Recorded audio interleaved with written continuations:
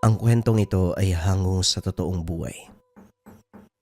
Mula ito sa isa nating kabayan na itago na lamang natin sa pangalang Manoy, taong 1984, probinsya ng Cebu.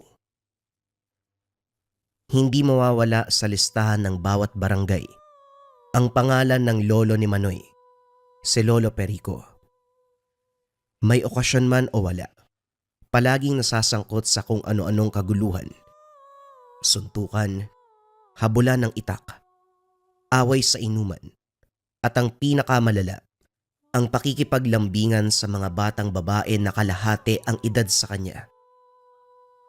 Ilang ulit na rin may sumugod sa tahanan para kumprontay ng matanda, pero hindi ito lumabas.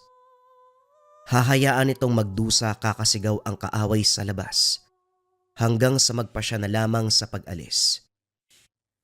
Perwisyo kung ituring ng pamilya, ganito ang ugali mula nung kabataan hanggang sa tumanda. Nasa edad 60, pero tingin sa sarili ay binata. Kagaya ngayon, sinundo na naman sa inuman. Napabuntong hininga si Manoy nang maabutan ang matanda na may 2 babaeng nakakandong sa bawat hita. Naglalambingan na parang walang tao sa paligid. Parehong tinamaan ng alak kung kaya nakakagawa ng kalaswan. Bago lumala ang sitwasyon, lumapit ang binata. Isa-isang nilayo ang dalaga na tansya niya ay nasa menor de edad. Nang bumaling sa matanda sampalang inabot, gulat siyang tumitig dito. Nagsasaya yung tao tapos bigla mong guguluhin. Ikaw bata ka, ang sarap mong tadtarin ah. Naalerto si Manoy nang bumunot ng itak ang matanda. Kagad itong binawi bago makasakit. Hinabaan ng pasensya, itinabi si Lolo Perico. Binalikan ang kumpare nito na may-ari ng tindahan. Mang Karding, ang ganda ng gabi no? Pero mas maganda kung magsasara ka na sa ganitong oras. Bawas-bawasan ang pag-alok ng alak kay Lolo. Kung makabenta ka naman, parang siya lang yung bumibili dito ah.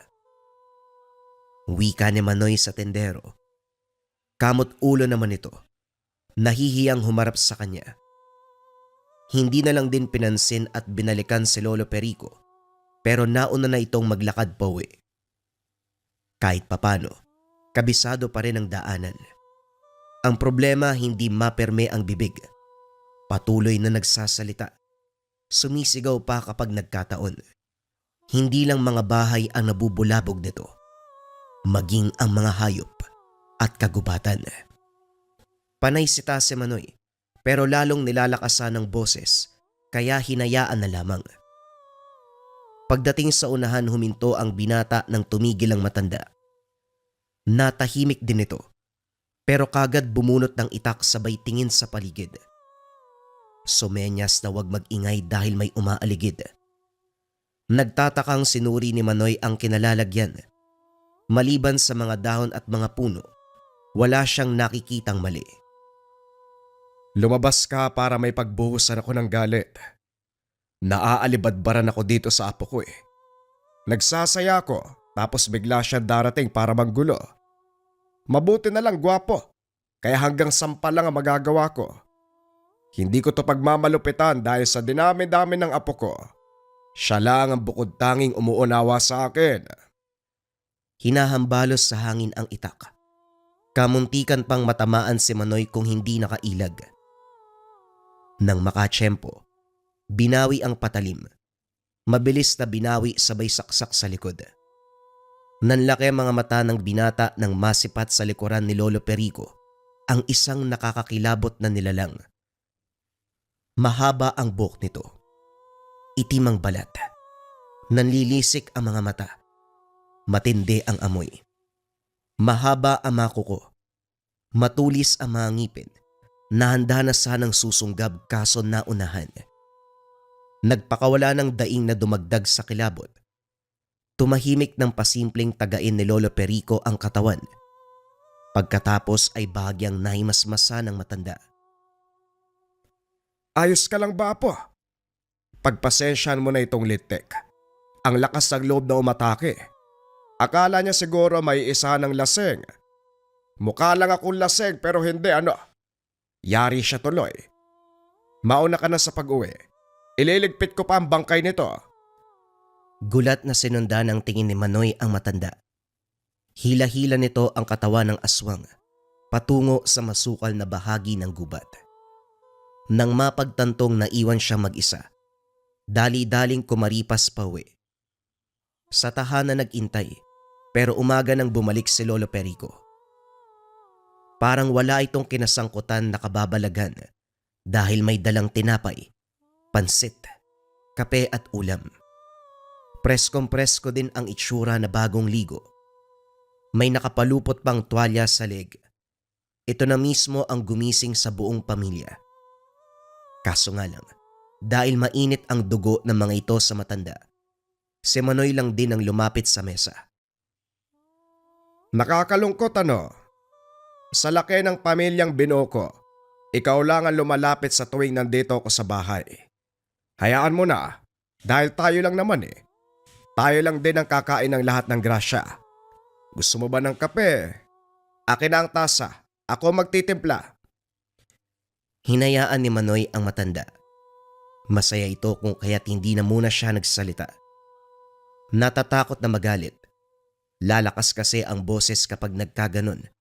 At saka masyado pang maaga para mambulabog sa mga kapitbahay. Tahimik ang binata samantalang panay sa pagkwento ang matanda.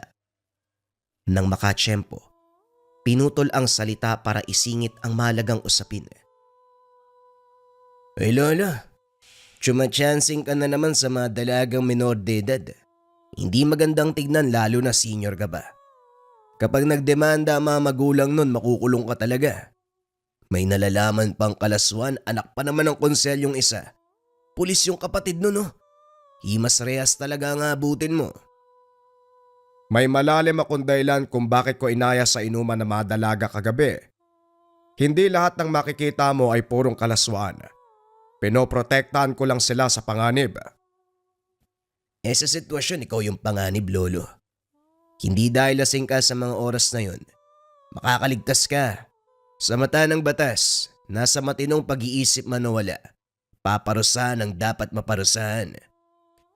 Kung makapagsalita naman to para may krimen akong ginawa.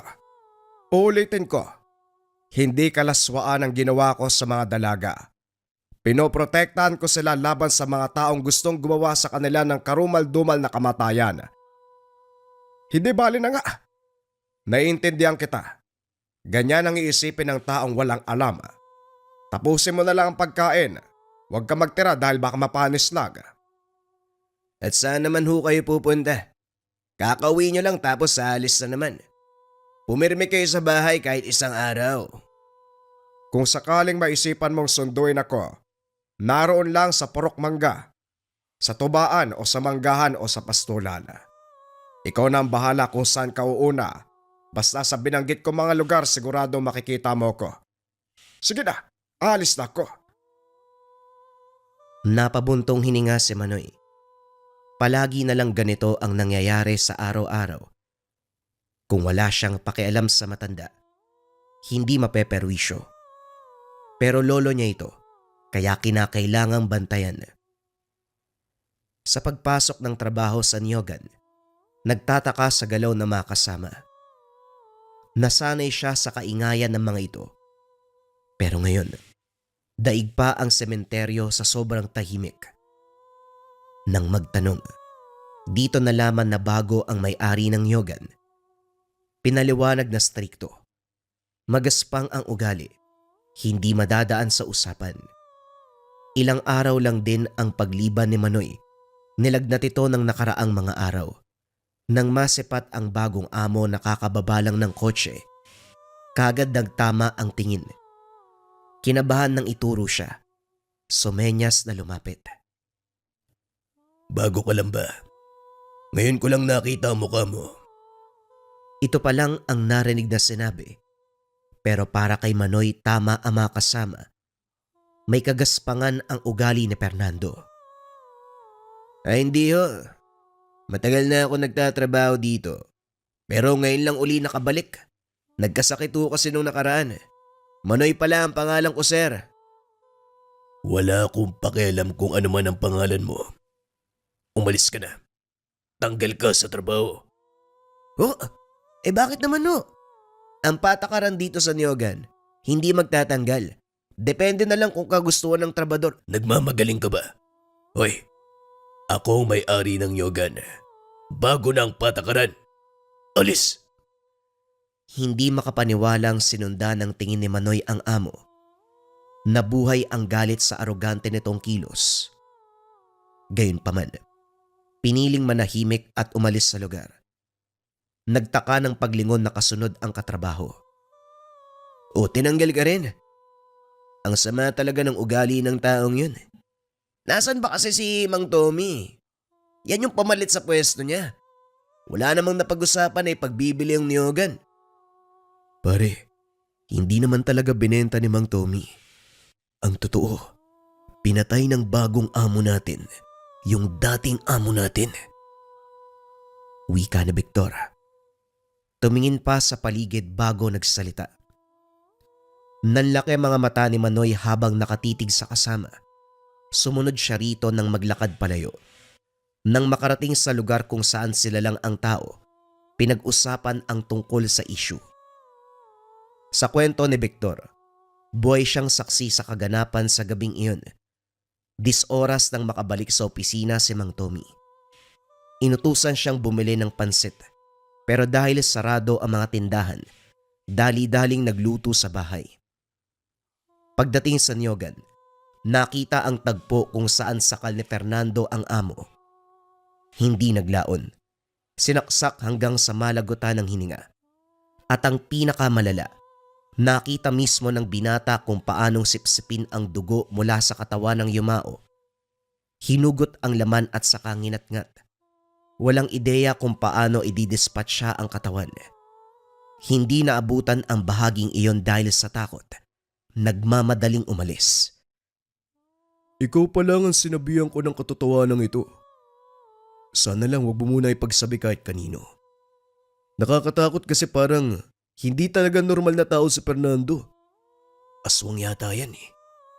Wala namang matinong aso na sipsipin at kainin ang laman ng kapwa niya, hindi ba? Teka, sandali nga. Sige, pagpalagay na natin na saksi ka sa kaganapan. Bakit hindi mo sinumbong sa pulis? Nawala ako sa sarili ko, Manoy. Naguguluhan ako hanggang sa ngayon. Ramdam ko pa rin ang takot at kilabot sa oras na nasaksihan ko yung kaganapan. Hindi ako makapag-isip ng maayos eh. Napabuntong hininga si Manoy. Nag-aalala sa kaibigan dahil balisang balisa. Tinulungan nitong kumalma. Pinangako na hanap ng paraan para maisiwalat ang ginawa ni Fernando kay Mang Tommy. Sa kadailanang walang pamilya o kaanak sa lugar ang negosyante, wala ring naghahanap sa presensya nito. Isa pa, madaling napaniwala ni Fernando na umalis at nag-ibang bansa ang dating amo. Si Manoy at Victor na tumanaw ng utang na loob kay Mang Tommy, naisipang gumawa ng paraan upang mabigyan ng hustisya ang pagkamatay. Kaso nga lang wala pang matibay na plano ang dalawa. Sa puntong ito, pinabalik ni Manoy si Victor sa Nyogan upang magmanman. Habang nag-iisip kung paano mabibigyan ng solusyon ang problema, dumating si Lolo Perico. Malayo palang maaamoy na ang alak. Umupo sa tapat. Pinuna ang pananahimik. Dahan-dahan sa pag-iisip ng malalim. Baka hindi ka na makaahon. Ano bang problema ng gwapo kong apo? Sabihin mo kay Lolo, akong bahala sa solusyon. Si Lolo naman nag-iisip ako ng maayos tapos manggugulo kayo. Matulog ka na lang ho para maimasmasan ka. Tanghali parang lasing ka na ho. May kinalaman ba ito sa aswang? Sabihin mo sa akin, ako ang bahala. Nagulat si Manoy nang mahulaan ng matanda ang iniisip. Sumakto ang hula niyo. Nabasa niyo ba yung nasa isip ko? Hindi. Pero nararamdaman ko ang binibigay na enerhiya. Walang duda, may kinalaman ng aswang. Ano ba ang nangyari? Sabihin mo. Tutulungan kita. Tumitig ang binata. Nagtatalo sa isipan kung sasabihin ba o hindi. Lasing ito. Malabong maintindihan ang sitwasyon. Sa huli, inaya na lamang ito sa silid para makapagpahinga. Nangulit na ibahagi ang problema dahil tutulong siya pero hindi pinansin ng binata. Para sa kanya, lasing lang ito. Bago lumabas ng kwarto, napalingon sa matanda. Hindi pa ba sapat ang nasaksihan mong galaw kagabi para pagkatiwalaan mo ko sa ganitong usapin? Nanumbalik sa alaala ni Manoy ang kaganapan nung gabi. Kagad binalingan ang matanda. Handa na sanang ibahagi ang tungkol sa dating amo. Pero tumawa ito. Nagtalokbong ng kumot. Sinabi na kung gusto ng tulong, maghintay kung kailan magigising. Natawa na lamang ang binata sa kilos ni Lolo Perico. Matyaga naman siyang nagintay hanggang sa mabigyan ng oras para mapag-usapan. Inimbitahan ni Manoy si Victor upang ito ang personal na magsalaysay. Detalyadong pinaliwanag ang lahat-lahat. Pero hindi muna gumawa ng aksyon si Lolo Perico para sa matanda. Mainam na mahuli sa akto na isa nga itong aswang para walang masayang na plano. Naintindihan ang pasya ng matanda. Nagmanman naman ho ako, pero walang kahina-hinalang kilos eh. Siguro nag-iingat para hindi na mabuko. Mag-ingat ka rin, iho. Madaling makapansin ang aswang kapag merong nagmamatsyag. Kapag nagkataon dehado ka, simplihan mo lang ang bantayan. Yung tipong hindi mahuhulaan na merong kang pakay. Isipin mo ang bawat kilos, maging ang pananalita. Isang pagkakamali lang, mamamatay ka. Dito napansin ni Manoy na may sineseryoso pala ang matanda. Nasanay ito na puro biro at hindi kailanman nagpakita ng interes. Puro gala, pag-inom at bisyo ang inaatupag. Walang ideya na kapag ganito ang usapan, makakausap ng matino si Lolo Perico. Habang nangangalap ng impormasyon si Victor sa bagong amo, si Manoy naman patuloy sa konsumisyon kay Lolo Perico. Hindi pa rin nawawala ang ugali nito na pakikipagbasag ulo. Katulad ngayon, dumayo sa ibang bayan para magsimula ng away. Iba talaga ang naghamon.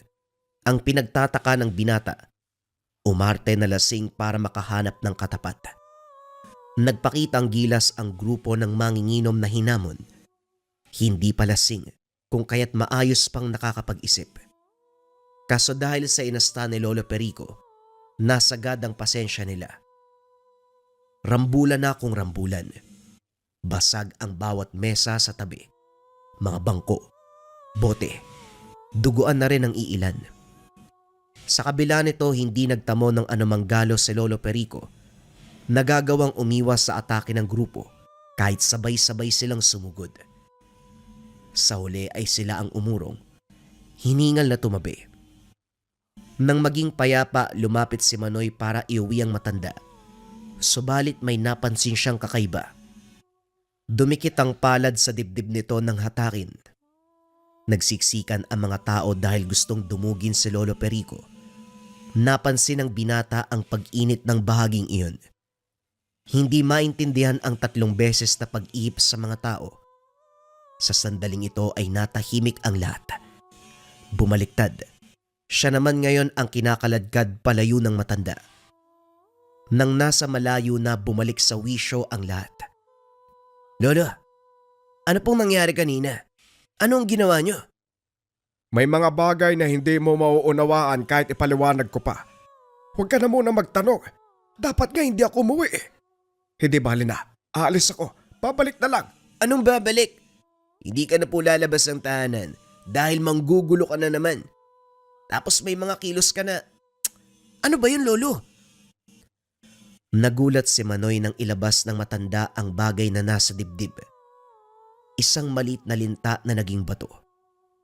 Sa pagtatapat ni Lolo Perico, isa itong mutya. Ang bisa ay kayang kontrahin ang anumang uri ng nilalang.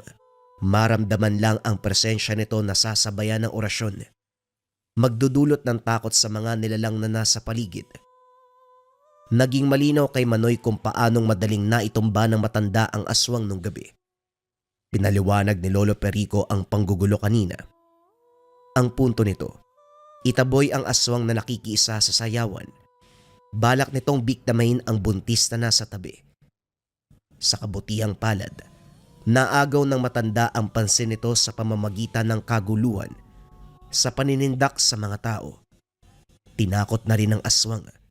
Lumayo ito at hindi na ituloy ang balak. Alangan ay pagsigawan ko na may aswang. Pinakitaan ko na lang ng galaw kanina. Gumaan na naman kaya ayon umalis. Lolo, pwede mo namang lapitan at kausapin. Hindi yun sa ibang tao mo ibubuhos para manindak ng nilalang. Pandadamay ang ginagawa mo eh. Yun sa mga minor de edad nung nagdaang gabi, parte rin po yun ng pagtataboy. Oo. Yung aswang na pinaslang ko sa daanan. Sa galit doon, ayun, umatake. Malas lang niya dahil mabilis ako eh. Yon ang pamamaraan ko. Huwag mo na akong punahin. O siya, may babalikan lang ako. Huwag kang magkakamali na sumunod ah. Madadamay ka pa eh. Walang nagawa nang umalis ang matanda. Hindi na rin nasundan dahil dumating si Victor. May dalang impormasyon ang binata tungkol kay Fernando. Kinumpirma nito ang katauhan ng bagong amo. Nautusan nitong maglinis sa bodega. May parte kung saan hindi pinapayagang makapasok sino man. Pero nang makatsyempo ay pumuslit. Dito nakita ang nakatambak na lamang loob. May pinto sa likuran. Nagduduktong sa opisina. Pareho ang pagkaintindi ng mga binata. Kinilalang aswang si Fernando. Dahil wala pa si Lolo Perico, naghintay ang mga ito. Kaso 10 oras na hindi pa rin nakakabalik. Nang makapagpa siya ay sinundo nila. Naabutang nakikipaglambingan ang matanda sa isang babae. Nasa edad 20 kung kaya't hindi nababahala. Naging uso na rin sa lugar ang malalayong agwat ng edad. Isa pa, wala namang tao sa paligid. Hindi naglaon. Lumapit si Manoy pero sumenya si Lolo Perico na wag. Kagad nagtago nang mapansin ang anino ng halimaw sa hindi kalayuan. Hindi nagtagal. Tinulak ng matanda ang dalaga sabay salubong sa atake ng nilalang. Dito palang tinawag ni Lolo Perico ang apo. Inutusang itakas ang dalaga bago makatsyempo ang halimaw. Sinunod nila ito. Pero pagdating sa unahan bumalik si Manoy. Si Victor na lamang ang sumama sa babae palayo. Gustong makita ni Manoy kung paano ang aktwal na labanan sa pamamagitan ng may tangan at aswang. Hindi nabigo. Ito na yata ang pinakamalupit na bakbakang nasaksihan. Walang gamit si Lolo Perico kung hindi kamao. Samantalang ang kalaban niya, lahat ng parte ng nilalang ay pwedeng gamitin. Mahaba ang mga kuko, matulis ang mga ngipin, malikse ang kilos. Sa kabutihang palad nagawang sumabay ng matanda. Sinalo ang bawat atake, gumagante kapag nagkataon. Kaso nga lang tinamaan sa panga si Lolo Perico. Aray ko! Ang sakit sa panga nun ah. Sa susunod gamitan mo ng kuko para hindi ka lang nakakasagi. Mabuti na lang hindi ako nasugatan pero ayos ka rin ah. Mabilis ang kilos mo. Mahusay ka. Halika nga uli. Nagpatuloy ang labanan hanggang sa nahawakan ng aswang. Inihambalos si Lolo Perico ilang ulit hanggang sa napuruan ng ulo. Nangisay ang nilalang hanggang sa nalagutan ng hininga. Sinuri pa ng matanda kung talagang wala ng buhay. Nang makumpirma ay dahan-dahang dinispat siya. Hindi na sinundan ni Manoy dahil kagad nawala. Umuwi na lamang siya at nagantay. Pagbalik ni Lolo Perico hindi maiwasan ng binata ang tumitig. Sinuri ang bawat parte na tinamaan ng kalmot. Kahit anong tingin ay wala talagang sugat. May kaunting galos pero hanggang doon lang. Hindi rin makikitaan ng takot ang matanda. Kalmado na para bang hindi nasangkot sa anumang kababalaghan. Kung makatitig ka naman parang gusto mo kong halikan. Kulang na lang lumapit ka sa mukha ko eh. Nga pala, kumusta yung pagmamanman ni Victor sa bagong amo? May balita na ba? Wika ng matanda na pumukaw sa atensyon ni Manoy. Meron na ho. Kumpirmadong aswang si Fernando. May nakatambak na lamang loob dun sa bodega. Si Victor mismo ang nakakita.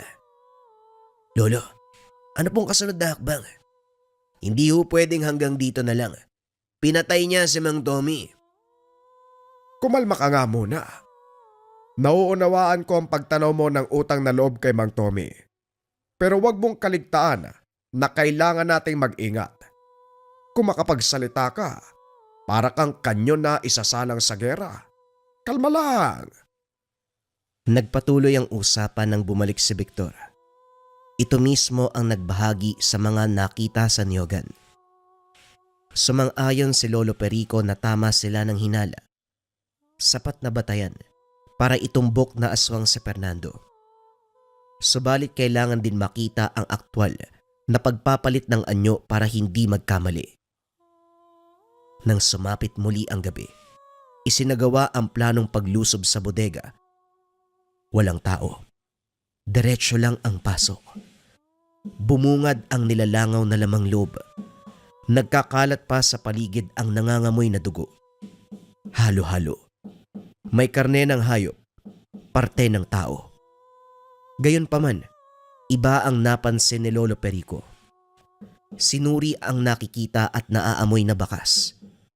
Nang mag-orasyon dito na linawan, iisa ang aswang na tinaboy sa sayawan at si Fernando. Naramdaman ang enerhiya. Nakilala ang samyo. Inutusan niya sila Manoy na umuwi muna ng tahanan. Siya na lamang ang tatapos ng problema dahil masyadong delikado. Kaso nga lang hindi sumunod ang mga ito. Lumabas ng bodega pero nagtago sa malapitan.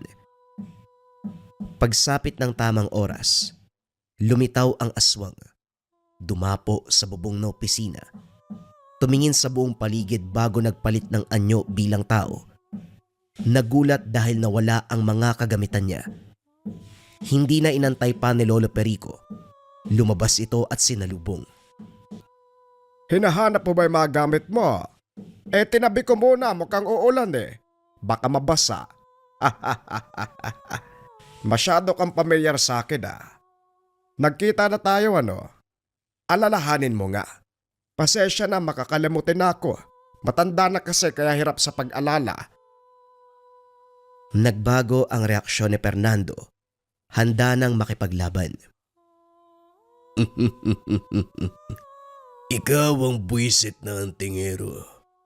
Gumagawa ng kung ano-anong pakulo para maitaboy ang mga nilalang. Hindi naman sa ganon.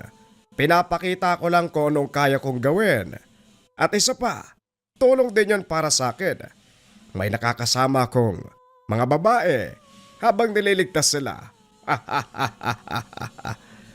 Bibigyan kita ng pagkakataon. Hindi ako magdadalawang isip na basagin ang mukha mo. Gutay-gutayin ang lahat ng parte kapag hindi ka patumigil.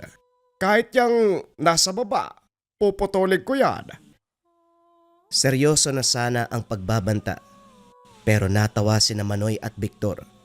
Tinitignan ng matanda ang ari ng kausap. Wala kasing suot na damit.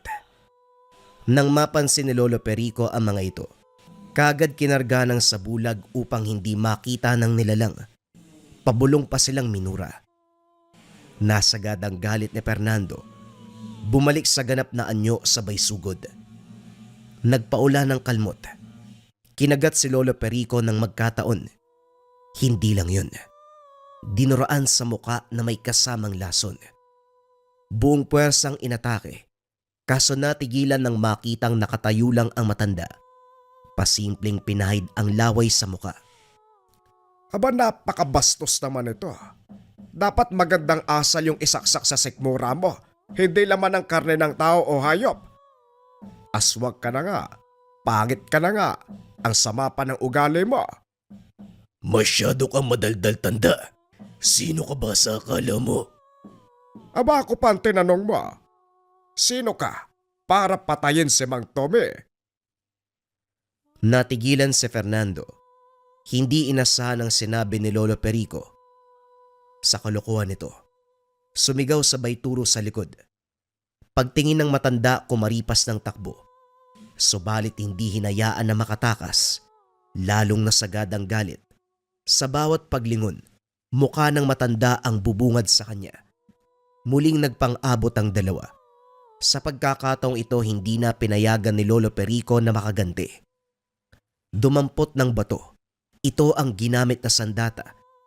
Walang nagawa ang aswang nang paulit-ulit na tumama sa iba't ibang bahagi ng katawan. Nangisay ng mapuruhan sa ulo. Gayunpaman nakakagalaw pa rin. Sinusubukang tumayo para makalaban kaso binalian ng binti. Para na lamang itong paralisadong gagamba. Panay gapang sa kanalalagyan, humiyaw ng apakan ni Lolo Perico.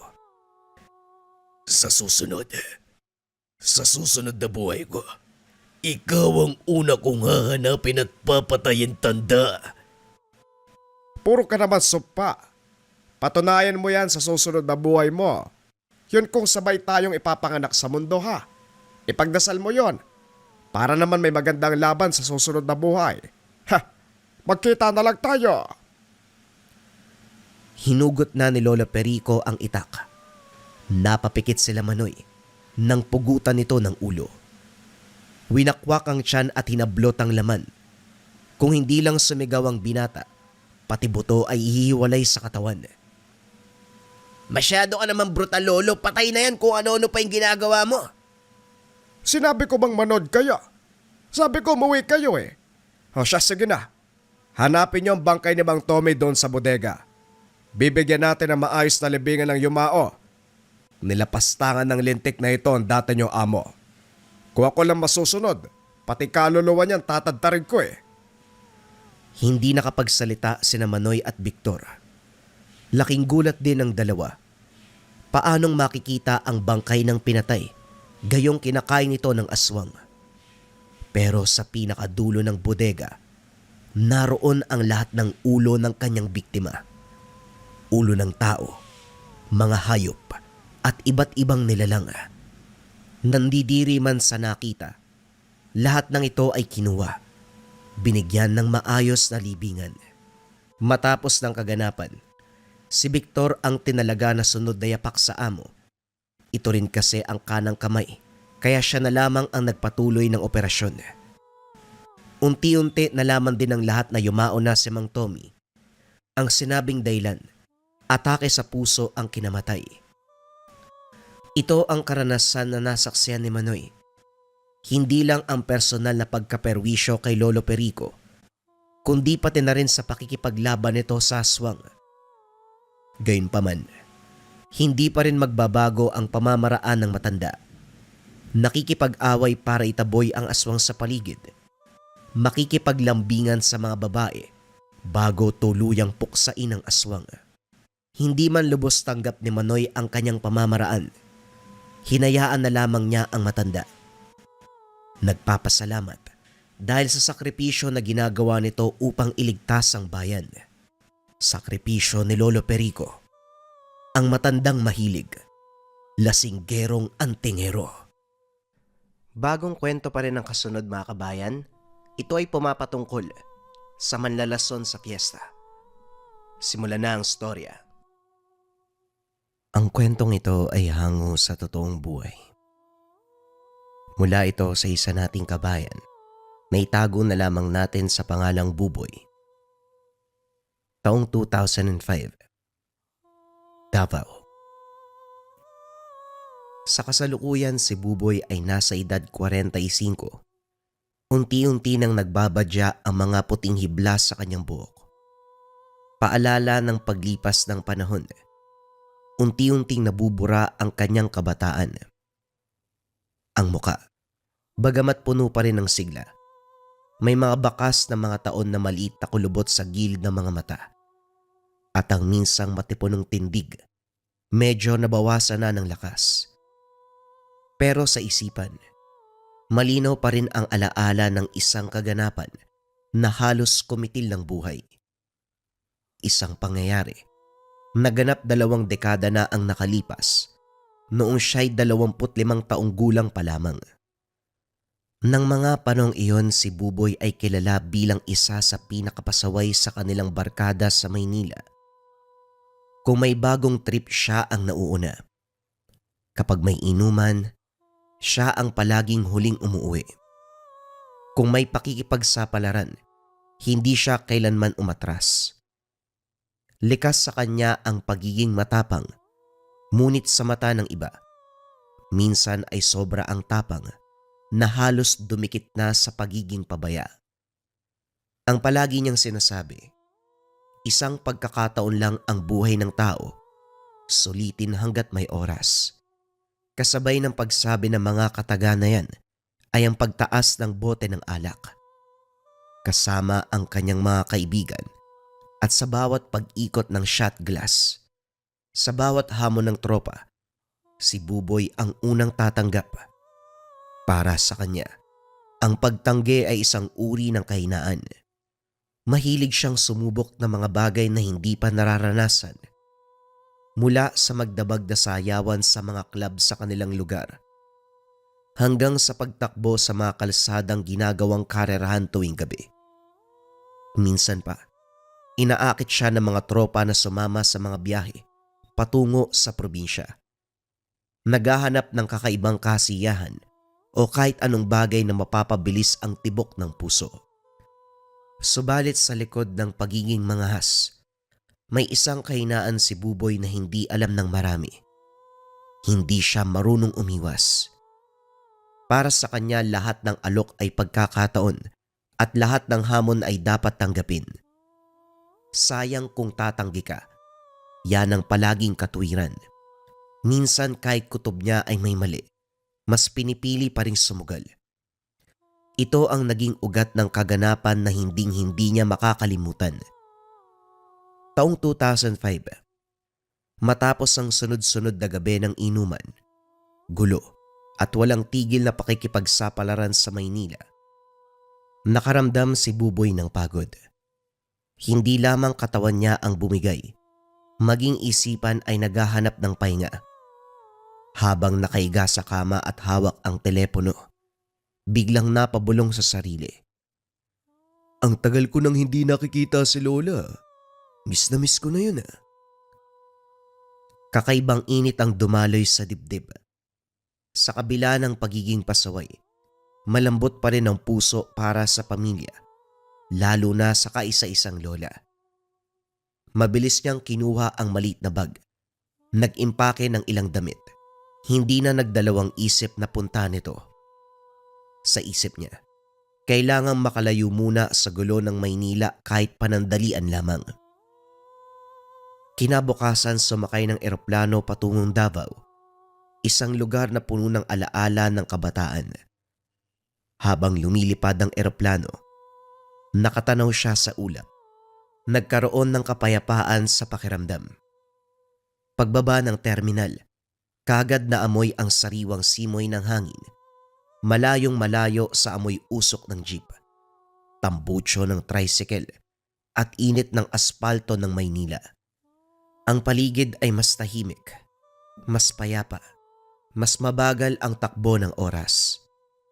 Pero sa ilalim ng katahimikang iyon, may kung anong hindi maipaliwanag sa bigat ng hangin, isang pakiramdam na hindi kaagad mawari.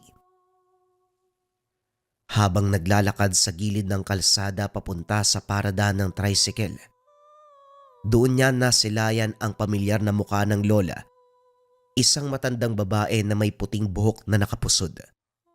Nakasuot ng simpleng duster, nakupas na ang kulay, bitbit ang lumang pamaypay na palaging hawak mulat sa pool.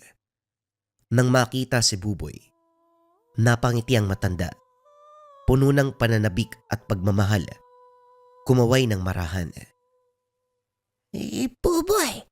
Apo! Aba, ang laki mo na! Kumusta ka na, apo? Sumigla ang loob ni Buboy. Parang bumalik sa kabataan. Nilapitan ang matanda at niyakap. Lola, ayos lang naman po ako. Eto, gwapo pa rin. Ngumiti si Lola Anita subalit kagad nag-iba. Mula sa masiglang pagbati ay naging seryoso. Ang mga mata bagamat maamo, parang may dalang babala. Huminto ito sa pagpaypay. Tumitig ng diretsyo sa apo. Buboy, matagal ka nang hindi nakabalik dito sa atin. Makinig kang mabuti. Paalala ko sa iyo, apo. Wag na wag kang tatanggap ng pagkain o inumin mula sa hindi mo kilala. At higit sa lahat, wag kang makikipag-inuman. Sandaling natigilan si Buboy at saka napatawa. Pilit na binaliwala ang bigat ng sinabi ng matanda. Bakit naman po Lola? Paano kung beer yung ibigay? Hindi ko matatanggihan yun. Alam niyo naman ako mahina sa tukso. Hindi nakasabay sa biro ang Lola. Mabigat, malamig, at puno ng lihim ang tingin nito. Hindi ako nagbibiro, Buboy. Makinig ka sa akin. Marami na ang nabiktima sa lugar na ito dahil sa lason. Hindi mo alam kung sino ang maaari mong pagkatiwalaan. Ang nakakatakot, minsan kahit kilala mo, sila pa ang may dala ng kapamakan. Muling natahimik si Buboy.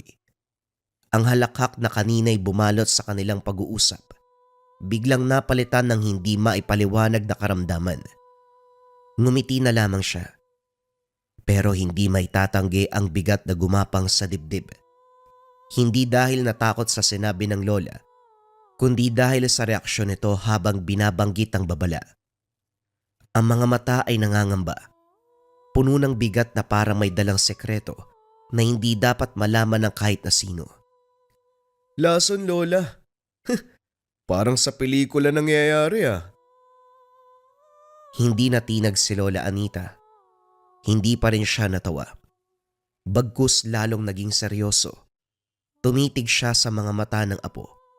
Parang sinusubukang ipasok sa isip nito ang bigat ng sinasabi.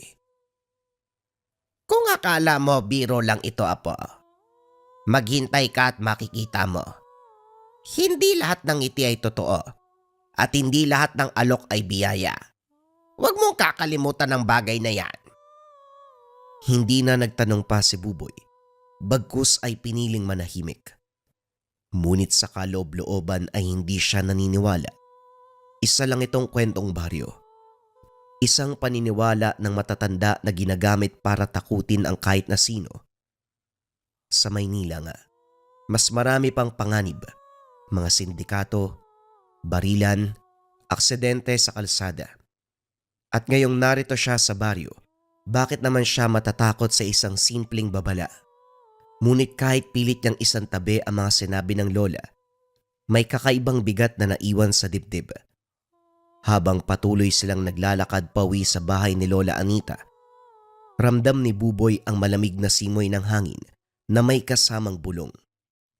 Ang katahimikan ng paligid ay naging masyadong tahimik at ang bawat tingin ng mga taong nadadaanan may halong pag-uusisa at umiiwas. Kinagabihan bandang 6:00, nagsimulang dumilim ang paligid. Ang mga poste ng ilaw sa baryo, isa-isang nagliwanag. Ngunit sa kabila ng malabong liwanag ay ramdam pa rin ang kalumaan, lalong-lalo na ang katahimikan ng lugar. Nagpasya si Buboy na pumunta sa plaza. Ayaw man ni Lola Anita ay hindi niya napigilan ang apo. Kahit anong paalala at pagsaway, gustong-gusto ni Buboy na pumunta ng plaza. Kaya nakiusap na lamang ang matanda na huwag siyang mag-isa. Abner, samahan mo nga tong pinsan mo. Huwag mo siyang iiwan kahit anong mangyari. Si Abner, anak ng pinsan ni Lola Anita, ay kagad na pumayag. Halos magkaedad din sila ni Buboy. Ngunit magkaibang-magkaiba ang buhay. Si Abner ay lumaki sa bukid. Sanay sa araw-araw na pagbubungkal ng lupa, pagbubuhat ng mabibigat na sako ng palay, pati na rin ang pag-aalaga ng hayop. Matangkad at matipuno, Ang bawat galaw ay matatag. Ang katawan ay parang poste na pinanday ng araw at pawis. Kung gusto mong mamasyal, Buboy, sasamahan kita. Baka mamaya, may makasalubong tayong hindi maganda, ha? Bagyang natawa si Buboy. Iniisip na sobra lamang ang pag-iingat ng mga taga-baryo. Ngunit sa kabila ng tawa, ramdam niya ang bigat ng boses ni Abner. Hindi ito basta biro, kundi isang paalala na merong pinanghuhugutan. Magkasabay silang naglakad papunta sa plaza. Ang daan ay baku-bako. May mga damong tumutubo sa gilid at tanging tunog ng kanilang yapak ang maririnig. Paminsan-minsan, may dumaraan ding malamig na simoy ng hangin na nagdadala ng amoy ng lupa at tuyong dahon. Habang naglalakad, may iilang tao ang bumati kay Abner. Magandang gabi, ang bati ng ilan. Ngunit mapapansin na may ilang tao naman na umiiwas ng tingin, nagmamadaling tumatalikod, o kaya'y pumapasok agad sa kanilang bahay na parabang ayaw silang makasalubong. Napakunot ang noo ni Buboy. Kagad tinapik ang kasama. Pinsan, bakit yung mga taga dito parang ayaw sa'yo? Iniiwasan ka, oh. Ngumiti si Abner, pero hindi ngiti na puno ng tuwa. Isang ngiting pilit. May halong pait at lungkot. Hindi siya sumagot kagad. Tahimik muna itong tumingin sa malayo, sa direksyon papunta ng plaza bago nagsalita. Sanay na ako, Buboy. Ganyan talaga dito. Hindi lahat ng tao sa lugar dapat pagkatiwalaan at hindi rin lahat ng ngiti ay totoo. Tumigil si Buboy sa paglalakad sandali. Ang huling linyang iyon, kapareho ng sinabi ni Lola Anita. Parang may hiwagang gustong ipaiwatig ang maglola, pero nanatiling nakabalot sa katahimikan. Habang ipinagpapatuloy nila ang paglalakad, ramdam ni Buboy ang unti-unting pagbabago ng paligid. Ang baryong payapa at tahimik, ngayon ay may halong pag-iingat ang bawat tao. Sa kanyang isipan, nagsimulang umusbong ang tanong na pilit niyang tinataboy. Ano nga ba talaga ang meron sa lugar? Pagdating sa plaza, sinalubong kagad sila ng masiglang tanawin. Buhay na buhay ang paligid. May mga nagtitinda sa gilid ng lugar. May tindero ng balot. May nag-aalok ng mani. Niluluto sa malaking kawa na umuusok pa. Amoy barbecue naman ang sumasabay sa hangin mula sa mga kariton na may sinding uling. At sa bawat pag-iip ng hangin, para bang kumakalam ang sikmura ni Buboy. Sa hindi kalayuan may mga batang naglalaro, naghahabulan at nagtatawanan. Halos hindi alintana ang dilim na unti-unting bumabalot sa baryo. Sa gitna ng plaza naroon ang ilang kabataan, magkakatropa. Nakaupo sa lumang sementadong bangko. Malakas ang tawanan, halakhak na may kasamang hampas sa balikat, habang iniikot ang bote ng lambanog na halatang bago lamang binuksan. Isang lalaki mula sa grupo ang tumayo. Hawak nito ang bote. May halong kalasingan na sa kilos, ngunit malakas pa rin ang boses. Lumapit ito kina Buboy at Abner. Mga boss, tikman nyo. Malamig yan. Masarap pa. Bago pa man maabot ni Buboy ang bote, mabilis na inunahan ni Abner. Maigpit nitong kinuha ang bote. Tila ba ayaw niyang dumampi ito sa kanyang pinsan. Sa halip na kaagad inumin, pinikit ni Abner ang mga mata. May mahinang bulong na lumalabas sa bibig. Hindi maintindihan, pero parang panalangin. Matapos ang ilang sandali, inikot niya ang bote ng 3 beses. 3 ulit na marahang inihipan ng bunganga ng bote at saka lamang ito inabot kay Buboy. O ito, Buboy. Pwede mo nang inumin. Napatitig si Buboy at hindi niya mapigilang matawa. Tol, ano yun? Ano ginagawa mo? Para ka mangkukulam ah. Hindi natawa si Abner. Umiling lamang ito at seryoso ang tinig na sumagot. Proteksyon ang ginawa ko. Hindi mo alam kung kanino talaga nanggaling ang alak na yan. Isang lagok lang, pwede kang mapahamak. Sandaling napatigil si Buboy. Naroon na naman ang bigat ng salita. Pero ayaw niyang masira ang gabi. Kaya nagkipit balikat na lamang siya at saka inangat ang bote at tumungga. Totoo nga, malamig at masarap ang lambanog. Dumaloy ang init sa kanyang lalamunan. Kumalat hanggang sikmura. Natawa siya at napailing. Aba, ayos to. Ang sarap nga eh. Pero tol, yung ginawa mo kanina, hindi ko makakalimutan yun. Para talaga may sumpa orasyon ah. Ngumiti ng bahagya si Abner. Kaso nga lang hindi ito sumagot. Ang mga mata ay nakamasid sa grupo ng mga kabataang nag-iinuman. Parang may binabantayan o baka may kinakatakutan. Habang nag-uusap sina Buboy at Abner, 3 lalaki ang biglang lumapit mula sa gilid ng plaza.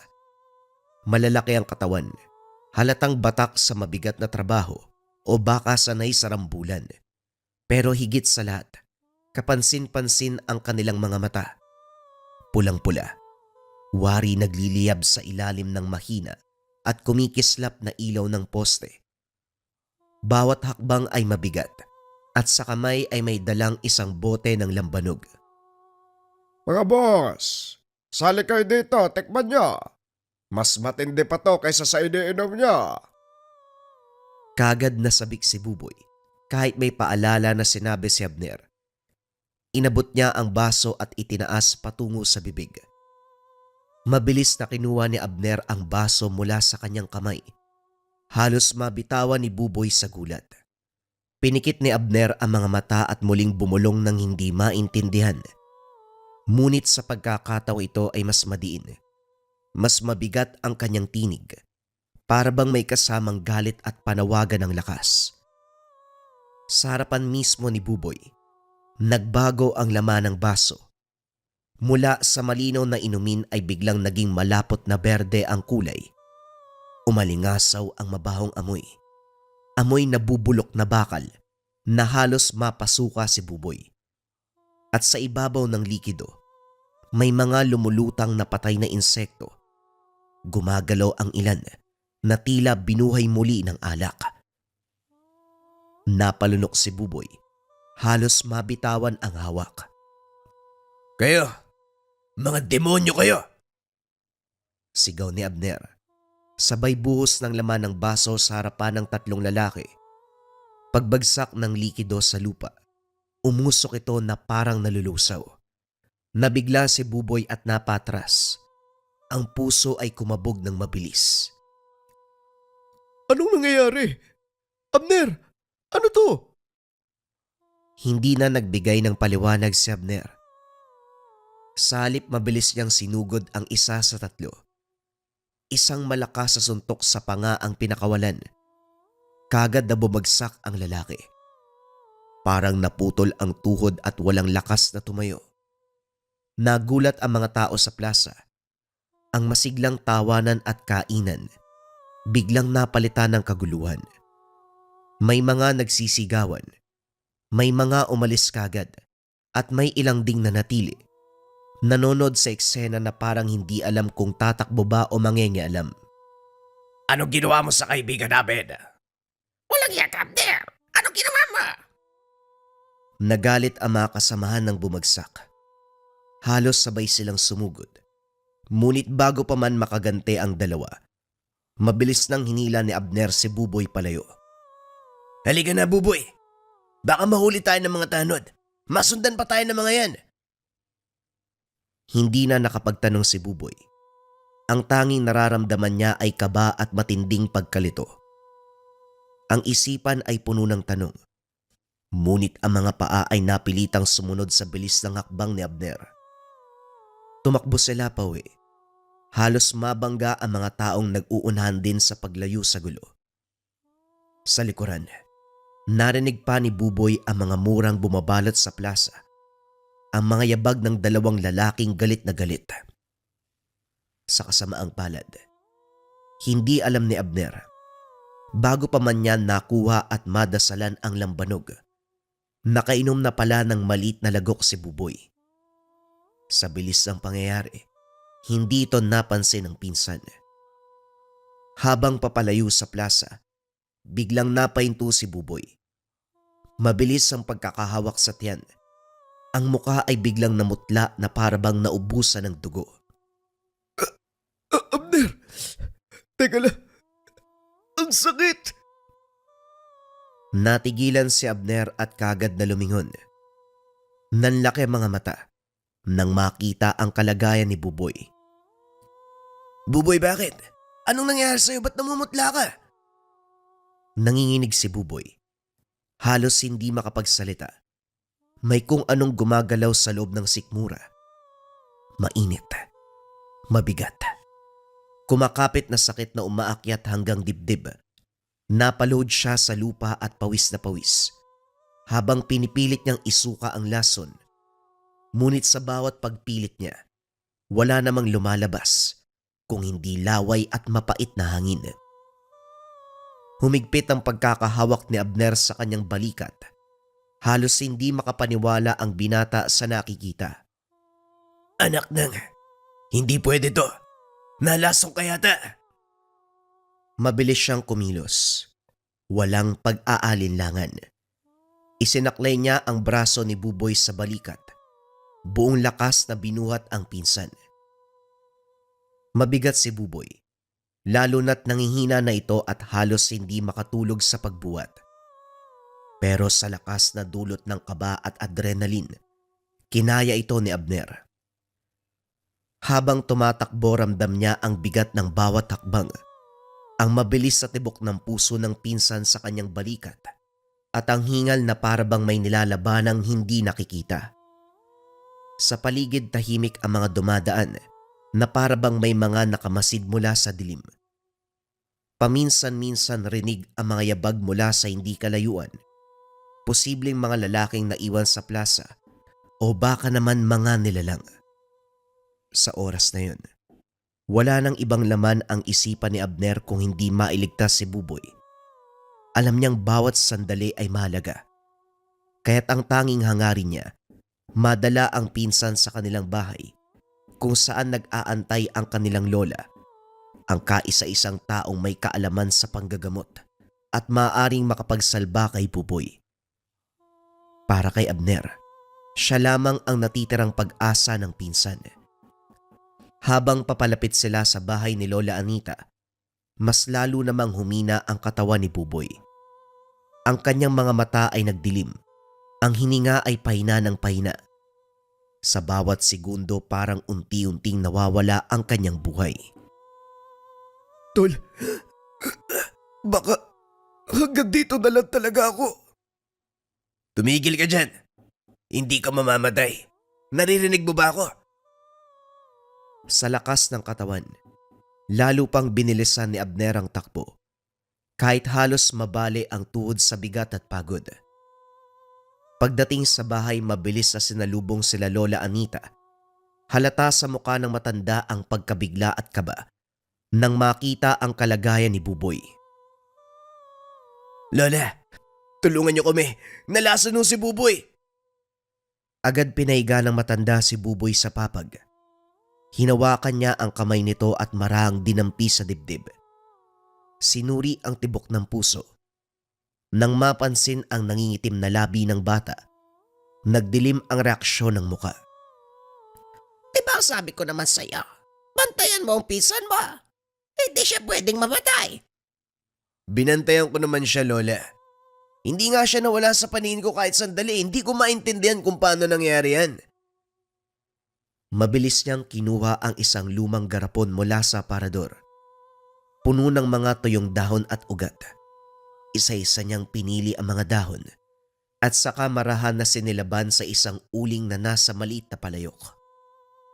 Habang unti-unting umuusok ang mga yon, nagsimula na siyang mag-orasyon.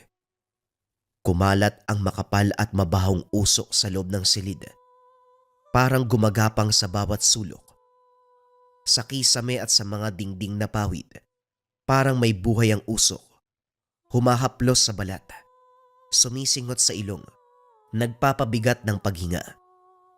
Samantala, si Buboy ay halos hindi na gumagalaw.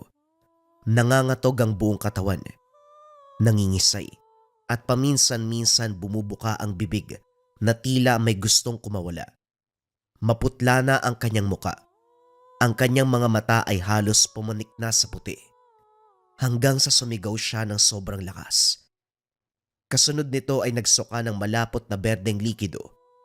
Ngunit hindi lamang yon ang lumabas. Kasabay ng mapait na amoy, naglabasan ang mga bagay na imposible. Mga ipis na gumagapang at kumakawala, mga uod na gumugulong sa banig, at iba pang mga insekto na parang buhay na lumilipad mula sa loob ng kanyang katawan. Si Abner ay napatras, halos matumba sa takot, habang nakikita ang pinsan niyang dinadaluyan ng kadiliman.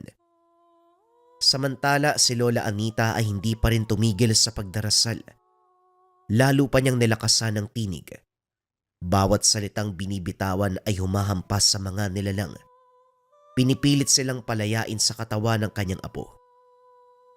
Habang patuloy na sumusuka si Buboy, nanginginig na parang nawawala na ang kaluluwa. Unti-unti siyang nawala ng lakas hanggang sa tuluyang bumagsak at nawala ng malay. Pagsapit ng umaga, madilim pa nang idilat ni Buboy ang kanyang mga mata. Basang-basa ng pawis ang katawan. Pakiramdam niya bumagsak siya mula sa isang matinding bangungot. Dahan-dahan niyang inangat ang ulo. Napansin na nakahiga pa rin siya sa sahig. Habang nasa tabi naroon si Abner nakaupo. Nakatulog na ito kakabantay sa kanya. Sa kabilang dulo ng silid, nakaupo si Lola Anita. Nakatulog na rin habang nakapikit at bagyang nakasandal sa dingding. Lola? At Pupoy, ay salamat na gising ka na. Buti naman nakabawi ka. Akala namin, wala ka na eh. Anong nangyari? Bakit ang bigat ng pakiramdam ko? Parang may lumabas na hindi ko maintindihan. Pupoy, nalason ka. At hindi yon basta lason lamang. Gawa yon ng mga manlalason. Mga taong binenta ang kanilang kaluluwa sa kadiliman. Si Lola naman baka dala yun ng alak. Huwag yun naman akong takutin sa mga nangyayari. Hindi mo ba nakita, Apo? Hindi ordinaryo ang suka mo. Mga insekto, uod, likidong berde.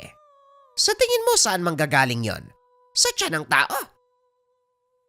Hindi nakasagot si Buboy. Bumalik sa isip niya ang eksena kagabi. Ang bigat sa kanyang sikmura. Ang pagsusuka na halos ikamatay. Muling nanindig ang balahibo. Lola, sino ba talaga yung mga taong yun? Kilala niyo po ba sila? Sabihin na lang natin ng mga tao na nagbenta ng kaluluwa sa demonyo kapalit ng kapangyarihan. Pero bilang kabayaran sa nais nila, kailangang gamitin sa kasamaan ang binigay na kapangyarihan. Dahil kung hindi, katawan nila ang sisingilin. Ibig sabihin, Lola, bawat dayong pupunta dito, pupunteriyahin nila? Lalong-lalo na ang mga kagaya mo. Baguhan, walang muwang sa pamahiin. Madali kang naiengganyo sa inumin o pulutan. Isang tapik lang, isang pagtanggap lang, maaari kang mamatay. Eh bakit nga ako, Lola? Ang dami-daming tao sa plaza eh. Hindi ka ba nakikinig? Baguhan ka dito sa lugar. Ang mga mata nila ay marunong pumili ng biktima. At kung hindi ko nakarga ng dasal ang inumin mo, siguradong hindi ka na makakabangon ngayon. Kung may ganun pala dito, paano kayo nabubuhay araw-araw? Hindi ba kayo natatakot na may malason? Araw-araw natatakot kami. Ngunit hindi lahat ay biktima. May mga taong marunong lumaban gaya ni Abner. May ilang mga tao lumalapit sa kanya. May ilang ding umiiwas. dahil alam nila kung sino ang may kakayahan na lumaban. Alam mo ba, Buboy, maging ang sarili mong ama, kamunti kang mamatay sa kaparehong paraan. Si Papa? Bakit po? Kapareho mo. Hindi naniniwala sa mga ganito. Uminom ng alak sa hindi kilala. Kinabukasan halos wala ng hininga. Mabuti na lang may dumating na albularyo mula sa kabilang sityo. Nakaligtas siya. Kung hindi, matagal na siyang wala. Parang walang nasabi sa akin si tatay na ganyan ah. Dahil ayaw niyang maalala ang kadiliman. Ang iba, mas pinipiling magpanggap na wala silang nakita. Pero ngayon ikaw mismo nakaranas. Hindi ka makakatakas sa katotohanan. Wala nang nasabi si Buboy pagkatapos. Hindi niya kinayang magtanong o magduda sapagkat totoo ang lahat na nangyari. Ramdam niya sa bawat pintig ng katawan ang bakas ng kamandag. Naranasan niya ang sakit na hindi maipaliwanag. Ang hirap na tila binabaliktad ang kanyang sikmura at winawasak ang kalooban. Sa gitna ng katahimikan, isa lamang ang malinaw sa kanya. Mula sa gabing yun, hindi na kailanman magiging kagaya ng dati. Ang bangungot na sinapit niya, nagsilbing aral sa kanya na ang mga manlalason ay totoo. Mga taong nagbenta ng kaluluwa sa demonyo, kapalit ng mataas na uri ng kapangyarihan. Mabilis na video lang mga kabayan, anong kailangan nyo ngayong Burr months? Number 1, habak de bala. Etong habak de bala, depensa espiritual kontra kulam, barang, tigalpo, palipadangin, usog o namang masamang uri ng sumpa. Number 2, gabay medalyon. Etong gabay medalyon ay pampaswerte at gabay sa career, health, love life, and finance. Number 3, haplas konsagradong langis. Etong haplas konsagradong langis, pamahid. Para sa masasakit na bahagi ng katawan at syempre, kontra lamig, usog, pwede itong ipanghilot sa kahit anong edad. Sunod, gintong palay, money amulet. Ang gintong palay, money amulet mga kabayan ay pampaswerte sa pera for prosperity, abundance, and dreams manifestation. Sunod mga kabayan, incenso candle for cleansing. Ito sobrang halaga nito. Pang cleansing ng lugar, pang cleansing ng tahanan, pang taboy ng negative energy kung saan nyo sisindihan. Sisindihan lang to ng 3 to 15 minutes sa umaga at gabi or pwede mo ring ubusin yung kandila. Pang cleansing ng lugar, kailangan to ngayong Burr months mag-cleanse para sa magandang pasok ng swerte at iwas sakit. Yun ang lahat ng kailangan yung items ngayong Burr months mga kabayan. Kung interesado kayo, i-search nyo lang yung shop ng Leka Merchandise. Mag-ingat sa mga scammers.